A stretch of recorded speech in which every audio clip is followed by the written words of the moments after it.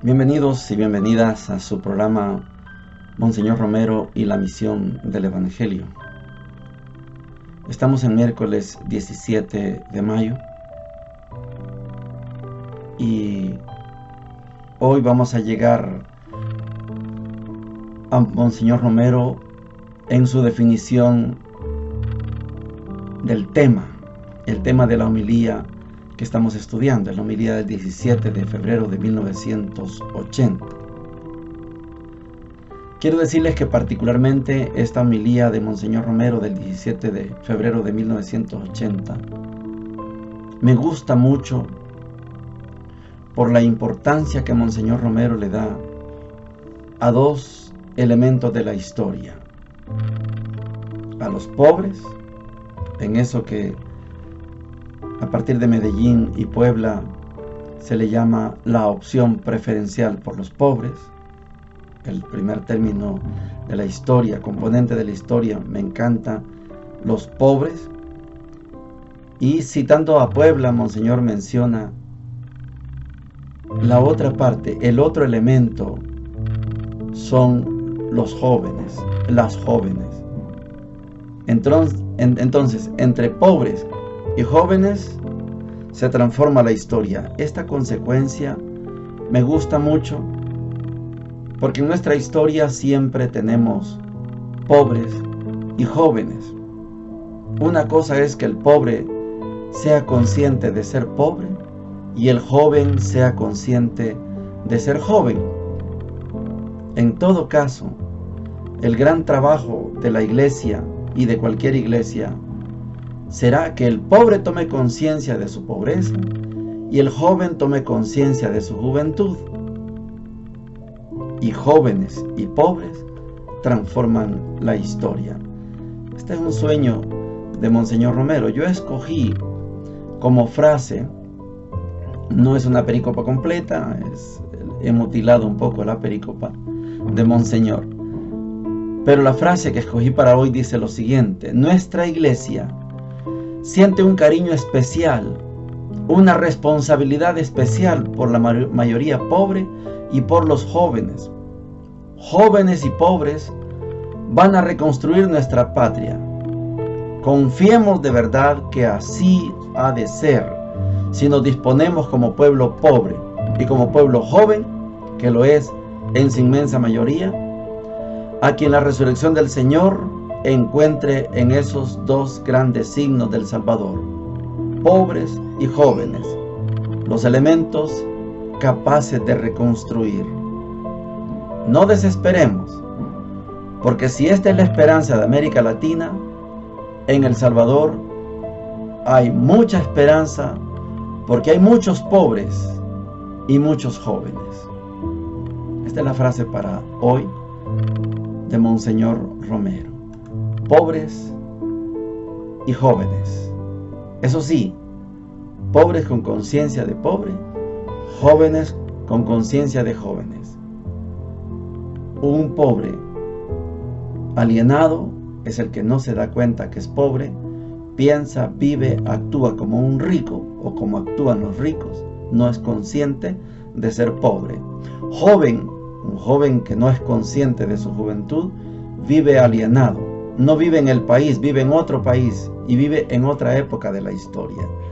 Se considera una estrella y vive como una estrella cuando está apenas empezando a forjar su destino. Jóvenes y pobres, maravilla de elementos de la historia, dice Monseñor. Tenemos mucha esperanza, porque en el país hay muchos pobres y muchos jóvenes. Oigamos a Monseñor. La Cuaresma pues nos invita a mirar hacia adentro y renovarnos.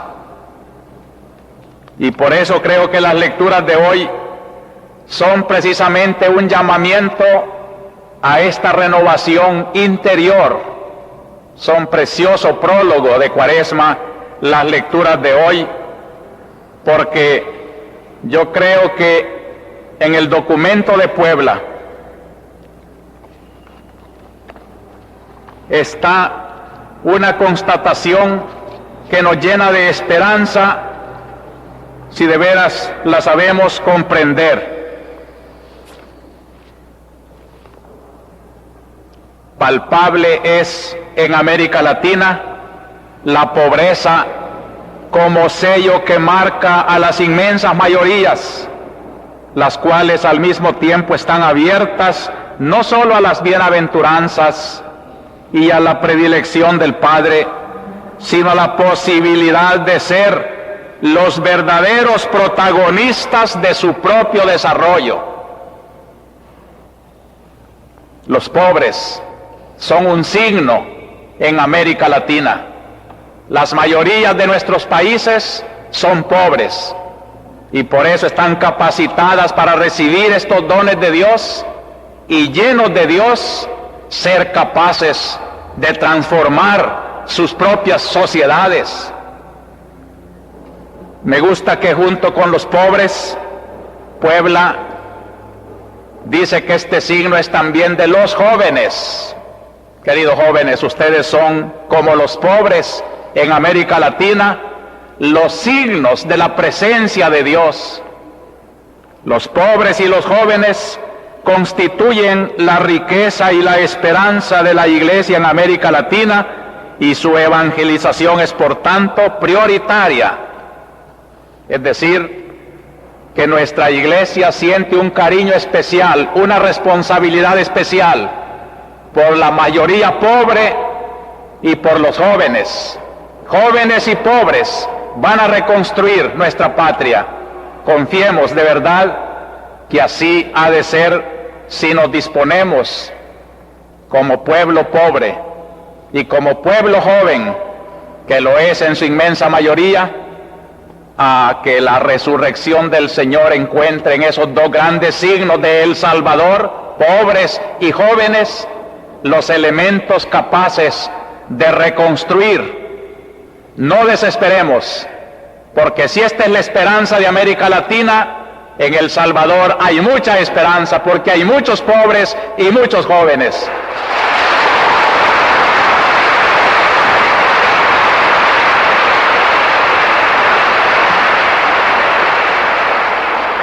Por eso voy a titular mi homilía de hoy con un texto que lo voy a sacar también de los documentos de Medellín, cuando habla de la pobreza. Dice que la pobreza es una denuncia, un espíritu y un compromiso. Y como título general voy a decir el tema de la homilía: la pobreza de las bienaventuranzas, fuerza de la verdadera liberación del pueblo.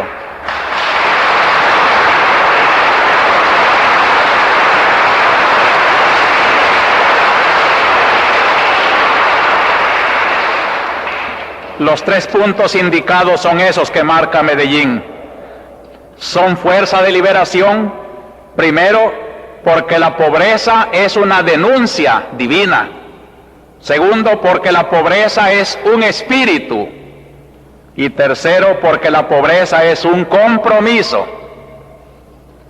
Y tendremos hoy, si Dios quiere, una idea clara de lo que tanto repetimos, que la Iglesia ha asumido una opción preferencial por los pobres.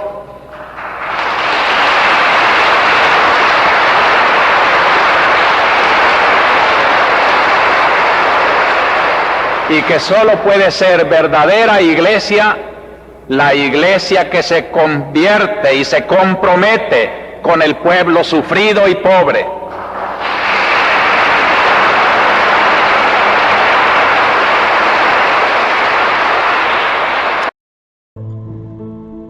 Llegamos a la sección bíblica. Nos toca hoy estudiar un acontecimiento para Pablo no tan bueno, no tan grato, porque se enfrenta a un mundo para él desconocido, y a pesar de un gran discurso, ya lo vamos a escuchar, no logra mayor impacto. Pero la verdad sea dicha, y Pablo dejó clara la verdad. Esto es lo maravilloso que debemos siempre buscar, que la verdad sea dicha. Estamos en el capítulo 17 ya de los Hechos de los Apóstoles y vamos a llegar al capítulo 18, versículo 1, comenzando por el versículo 15 del capítulo 17, y dice lo siguiente: En aquellos días, los que conducían a Pablo lo llevaron hasta Atenas, y se volvieron con encargo de que Silas y Timoteo se reunieran con Pablo cuanto antes. Pablo, de pie en medio del Areópago, dijo: Atenienses, veo que son casi nimios en lo que toca a religión, porque paseándome por ahí y fijándome en sus monumentos sagrados, me encontré un altar con esta inscripción: al Dios desconocido. Pues eso que veneran sin conocerlo, se lo anuncio yo.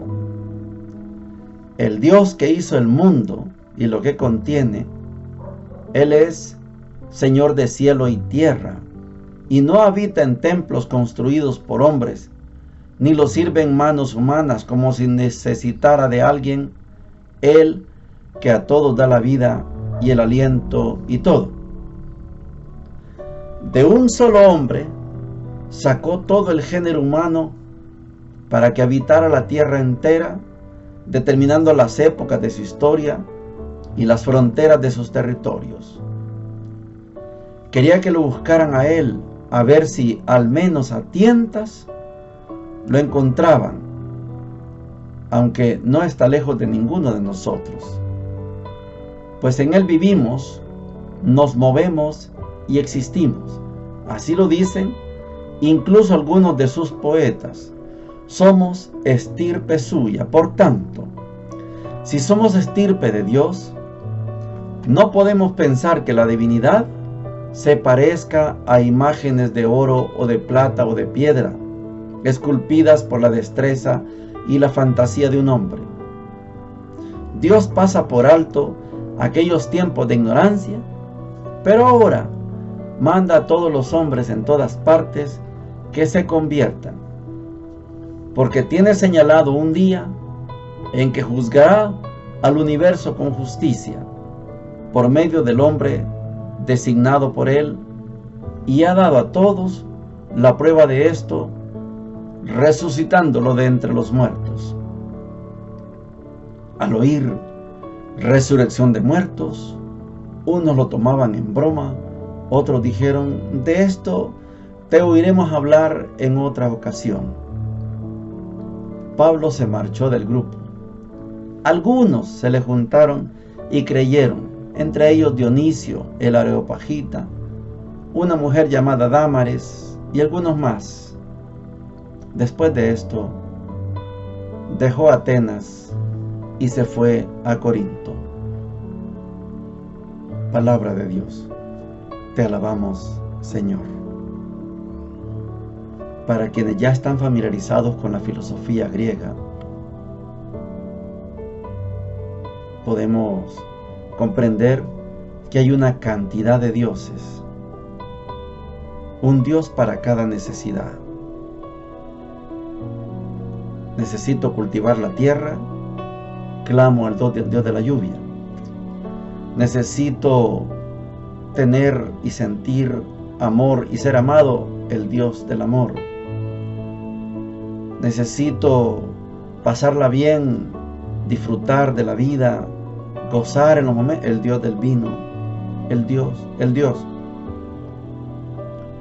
El Areópago es un lugar donde están representados todos los dioses y diosas, porque también hay diosas.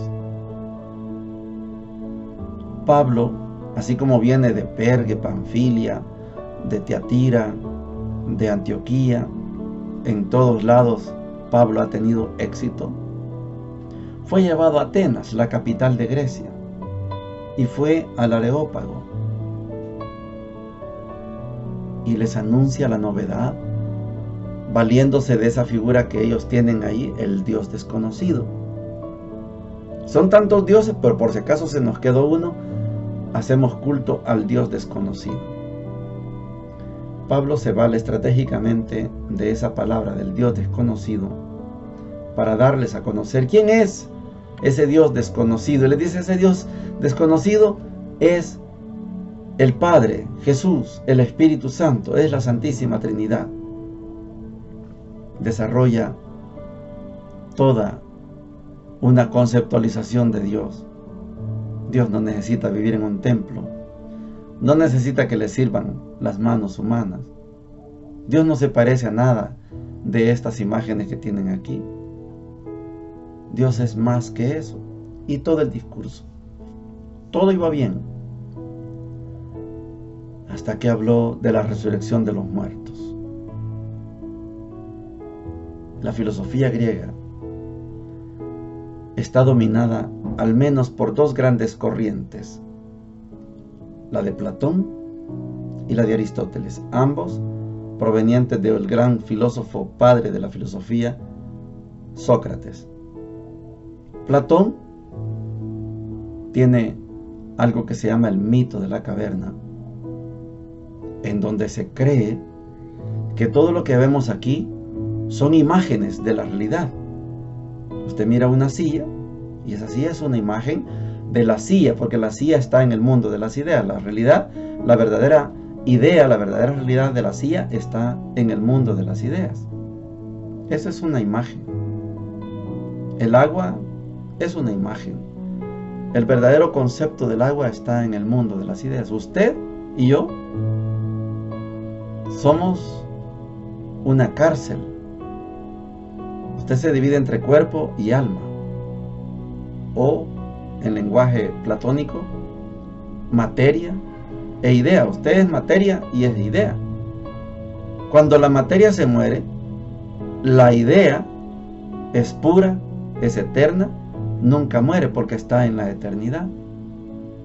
Entonces, ¿cómo lo van a entender los griegos?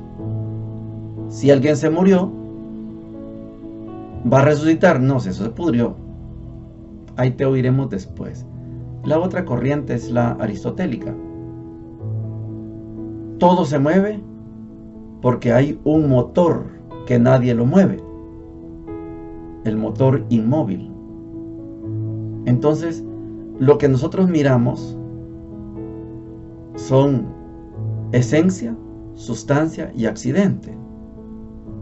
Esto no tenemos el tiempo para poder explicarlo, pero quiero plantearlo nada más. Hay un motor que mueve todo. Y digamos que Pablo a ese motor que mueve todo le ha llamado Dios. Después lo va a hacer Santo Tomás de Aquino. Pero un motor que mueve todo. Todo se hace porque hay un motor que lo mueve. Y entonces ese motor es posible que produzca una persona, Mauricio, que cuando se muera lo sigue moviendo después de la muerte. No lo cree. Ni el mundo de las ideas ni el motor inmóvil son capaces de comprender que una persona, Jesús, nos haya traído el anuncio de un ser que se llama Dios, su Padre, y que Él sea capaz de que usted y yo, después de la muerte, alcancemos resurrección. Ahí te vamos a oír en otra ocasión. Unos cuantos se convierten a la misión que está llevando Pablo. Por eso es curioso que Pablo no haya dejado una carta a los atenienses, porque no tuvo éxito. Pero sí tenemos cartas a los tesalonicenses, corintios, efesios, gálatas. Tenemos muchas cartas, porque en donde tuvo éxito Pablo, fundó comunidad. Esta es la diferencia. El evangelio de hoy es muy bonito. Está tomado de San Juan capítulo 16, versículos del 12 al 15. Chiquitito el versículo, la perícopa, pero fundamental. Juan 16, 12 al 15 dice lo siguiente: en aquel tiempo dijo Jesús a sus discípulos: muchas cosas me quedan por decirles, pero no pueden cargar con ellas por ahora. Cuando venga Él, el Espíritu de la verdad, los guiará hasta la verdad plena. Pues lo que hable no será suyo. Hablará de lo que oye y les comunicará lo que está por venir. Él me glorificará porque recibirá de mí lo que les irá comunicando. Todo lo que tiene el Padre es mío. Por eso les he dicho que toma de lo mío y se los anunciará. Palabra del Señor. Gloria y honor a ti, Señor Jesús. No es posible que una filosofía comprenda una verdad tan plena como esta perícopa de San Juan en el capítulo 16, 12 al 15. Tengo muchas cosas que decirles, porque en Juan, el Evangelio de Juan, Jesús es consciente de que Él es Dios. No que es una criatura de Dios, eso usted y yo somos conscientes. Jesús, en el Evangelio de Juan, Él sabe que Él es Dios, que el Padre y Él son uno solo. Nada hace el Padre sin que lo sepa el Hijo, nadie hace el Hijo si no lo sabe el Padre. Tengo muchas cosas que decirles, pero no pueden cargar con todas ellas, por ahora. Pero vendrá el Espíritu de verdad y los guiará a la verdad plena. Mire, muchas veces nos encontramos en la vida personas que tienen todo el derecho, por supuesto, de ser críticos de nuestra religión. Hablo de la católica y hablo de cualquier otra dependencia cristiana. Son críticos y algunas veces, no se vaya a ofender usted, a esto le llaman algunos la fe del carbonero. Es decir, si usted ya es una persona estudiada, poco a poco tiene que irse desprendiendo de la religión. Eso es lo que piensan estos críticos. Porque la religión es para la gente que no sabe nada, para esas masas. Así critican nuestra religión. Hace unos días me decían: usted sabe bastante, quizás ha estudiado. Sí, algo. Y cuando les hablo del programa, ¡ah, qué bonito! Y de Monseñor Romero, ah, sí, es que Monseñor Romero sí, pero el resto no me interesa. A Monseñor Romero sí.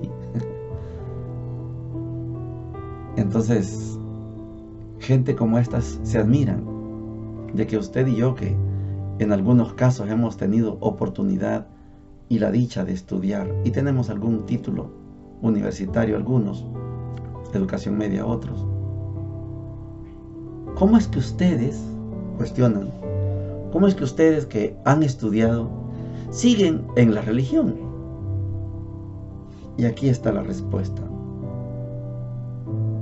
No estamos equivocados ni estamos perdiendo el tiempo. Nos estamos dejando llevar por el Espíritu de verdad. Y ese Espíritu de verdad nos conduce a la verdad plena. Yo tengo experiencia con amigos y amigas que se fueron a Estados Unidos, a otro país. Y desde que pusieron los pies en ese país, o en esos países, poco a poco van perdiendo la fe. Y se van concentrando en el trabajo, en el trabajo, en el trabajo, el dinero, el dinero, el dinero. Y Dios queda muy atrás, muy relegado. Y el Espíritu está tocando la puerta y nadie le abre. Porque todo es trabajo, todo es dinero. Ah, no, pero allá en los pueblitos eso, ahí tienen tiempo, cuando suena la campana, allá van al templo. Allá, aquí no tenemos tiempo para eso. Así dicen algunos.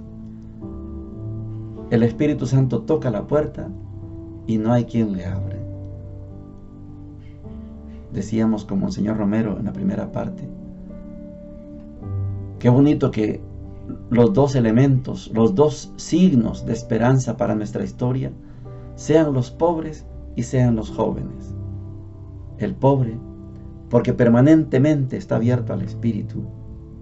El pobre no tiene más en qué confiar, por eso confía en Dios y por eso abre su corazón al Espíritu.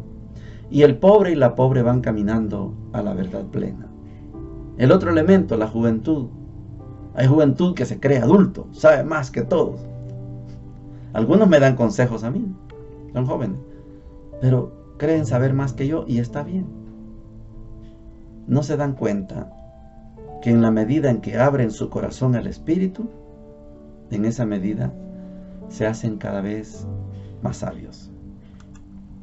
No lo entienden. Y este es el trabajo. Pablo cumplió su misión. Pablo explicó muy bien, dijo la verdad. No le creyeron. Ese no es problema de Pablo, ese es problema de los que lo escucharon. Vamos a seguir estudiando estos temas porque estamos acercándonos a la fiesta de Pentecostés. Y se trata de estar abiertos al Espíritu. Ciérrese y se va a quedar usted con una experiencia chiquitita. Ábrase y la experiencia es incalculable. Bendiciones para todos y para todas.